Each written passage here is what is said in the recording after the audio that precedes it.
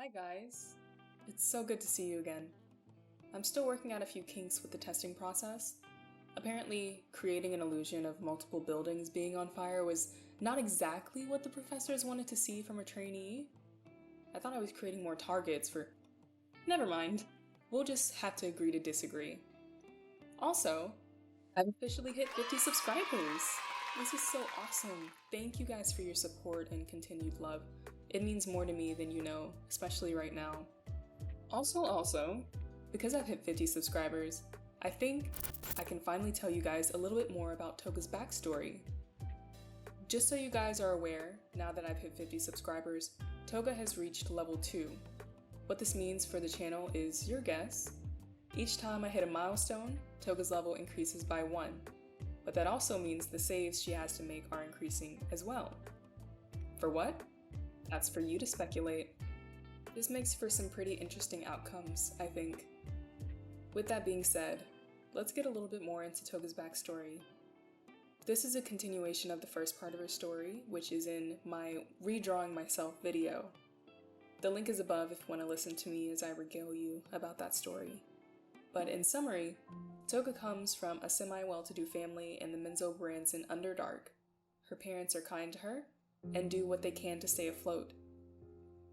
Although they could use her help with finances, and although she could choose to study within Sorcery or join the ranks of the Dark Seldarine, her parents supported her dream of leaving the Underdark and becoming a famous painter.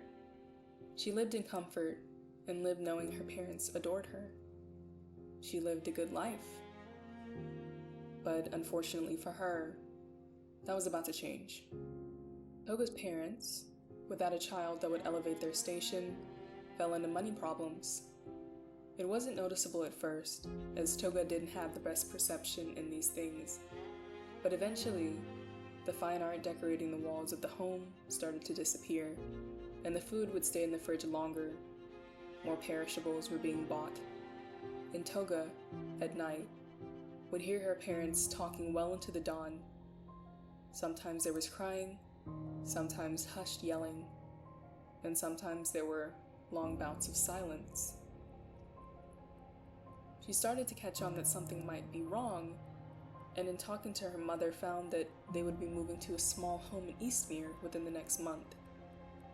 Of course, that was a surprise to Toga, but she was okay with it, since her parents, although they exchanged worried glances at times, looked to be handling the move well.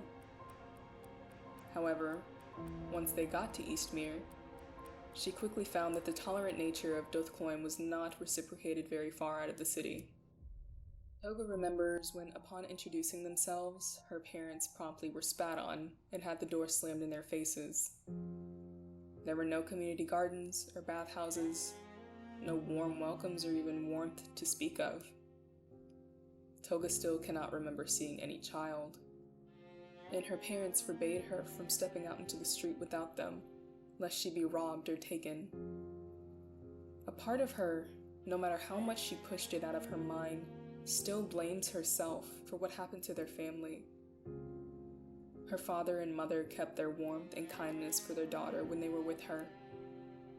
But in the night, that hushed arguing was not about money or moving, but about why she didn't join a school, why she couldn't have enlisted or something, anything, to keep them from falling under.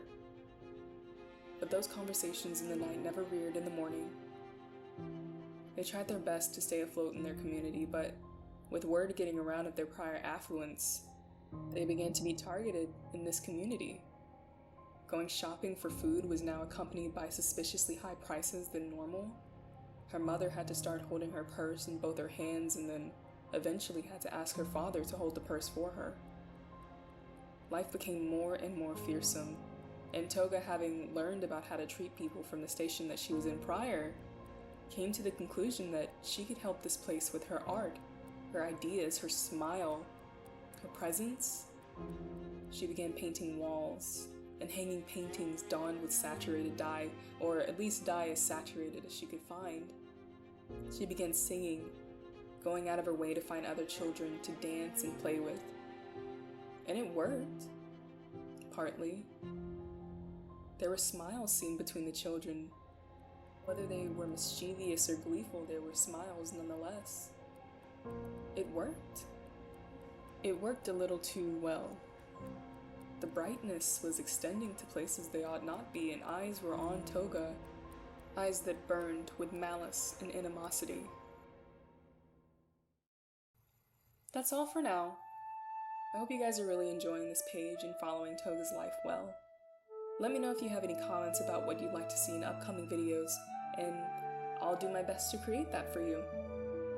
Enjoy the rest of the video. I'll see you next time.